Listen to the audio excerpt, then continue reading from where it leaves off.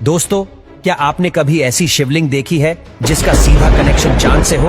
और क्या आपको पता है इस शिवलिंग पर टपकने वाला पानी कहां से आता है?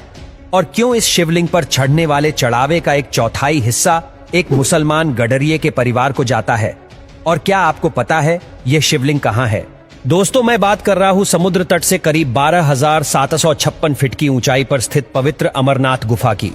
दोस्तों, यह एक ऐसा पवित्र स्थान है जिसकी एक नहीं कई खासियतें हैं। इस गुफा की छत से टपकने वाला पानी खुद ब खुद बर्फ के शिवलिंग का रूप ले लेता है और बाबा बर्फानी के इस चमत्कार को देखने के लिए हर साल लाखों श्रद्धालु यहाँ पहुंचते हैं। तो आज के इस वीडियो में हम आपको अमरनाथ यात्रा से जुड़े कुछ ऐसे रहस्य बताने वाले हैं जो आपको हैरान कर देंगे, तो इस वीडियो को छोड़कर कहीं जाएगा मत। दोस्तों, पौराणिक मान्यताओं के मुताबिक अमरनाथ गुफा की खोज सबसे पहले ऋषि भृगु ने की थी, लेकिन वक्त बीतने के साथ लोग गुफा को भूल गए। जिसके बाद 1850 में बूटा मलिक नाम के एक मुस्लिम चरवाही ने इस गुफा की दोबारा खोज की।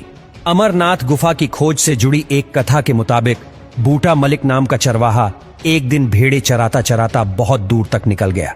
एक जंगल में पहुंचकर उसकी एक साधु से मुलाकात हुई और उस साधु ने बूटा मलिक को कोयले से भरा एक थैला दिया।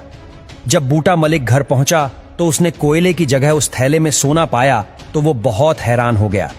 चरवाहा साधु को खोजने के लिए दोबारा उसी जगह गया और उसे खोजते खोजते अमरनाथ गुफा के पास ही जा पहुंचा, लेकिन उसे साधु नहीं मिला। उसी दिन से ये गुफा अमरनाथ गुफा के नाम से मशहूर हो गई। और दोस्तों, यही कारण है जो भी चढ़ावा चढ़ाया जाता है उसका 1/4 हिस्सा इसी मुसलमान चरवाहे के वंशजों को दिया जाता है।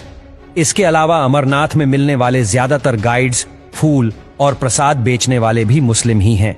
दोस्तों, अमरनाथ गुफा में बनने वाले शिवलिंग के बनने का प्रोसेस भी किसी चमत्कार से कम नहीं। इसकी गुत्थी आज तक साइंटिस्ट भी सुलझा नहीं पाए हैं। दरअसल इस शिवलिंग का फॉर्मेशन गुफा की छत से टपकने वाले पानी से होता है। पानी के रूप में गिरने वाली बूंदें इतनी ठंडी होती है कि नीचे गिरते ही ये बर्फ का रूप लेकर एकदम ठोस हो जाती है। ये प्रोसेस लगातार चलता रहता है और इसी बर्फ से 12 से 18 फीट तक ऊंचा शिवलिंग और बन जाता है। यहां पर आपको बता दें कि साइंस के मुताबिक पानी का फ्रीजिंग पॉइंट 0 डिग्री सेल्सियस होता है। माना कि पानी का बर्फ में तब्दील होने के लिए 0 या फिर उससे नीचे का तापमान होना जरूरी है। लेकिन दोस्तों, अमरनाथ गुफा में तापमान 0 से ऊपर ही होता है। ऐसे में यह बर्फ कैसे जमती है, ये वैज्ञानिक आज तक नहीं समझ पाए। इसके अलावा शिवलिंग से जुड़ी एक और मिस्ट्री है जो लोगों को हैरान और परेशान करती है। कहा जाता है कि दुनिया का ये एकमात्र ऐसा शिवलिंग है जो चांद की रोशनी पर बड़ा और छोटा होता है। दरअसल जैसे जैसे चांद का आकार बड़ा होता है, शिवलिंग भी थोड़ा थोड़ा करके 15 दिन तक रोजाना बढ़ता है और फिर 2 गज से ज्यादा ऊंचा हो जाता है। और फिर जैसे जैसे चांद अमावस्या की तरफ बढ़ता जाता है, ये शिवलिंग भी छोटा होता चला जाता है। दोस्तों, अमरनाथ गुफा की पौराणिक कथा के बारे में हर कोई जानता है, लेकिन क्या आपने कभी अमरनाथ के अमर कबूतरों के बारे में सुना है जो आज भी इस गुफा के आसपास ही देखे जाते हैं? दरअसल कहा जाता है कि अमरनाथ गुफा में ही भगवान शिव ने माता पार्वती को अमरत्व का रहस्य बताया था। लेकिन अमर कथा सुनने की एक समस्या ये थी कि इसे कोई भी दूसरा शख्स नहीं सुन सकता था।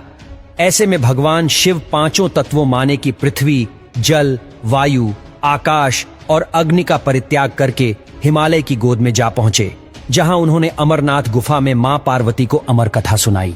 और दोस्तों, जब ये कथा खत्म हुई तो महादेव की नजर इन 2 कबूतरों पर पड़ी। कबूतरों को देखकर भगवान शिव को गुस्सा आ गया, लेकिन दोनों कबूतर महादेव की शरण में आ गए।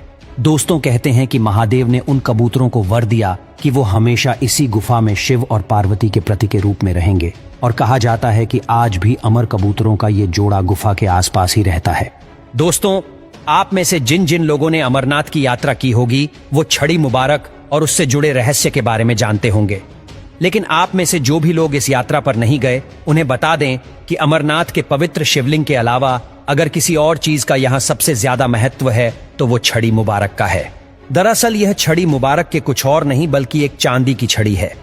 पौराणिक मान्यताओं के अनुसार इस छड़ी में भगवान शिव की शक्ति है और इसके बिना अमरनाथ यात्रा संपन्न नहीं मानी जाती।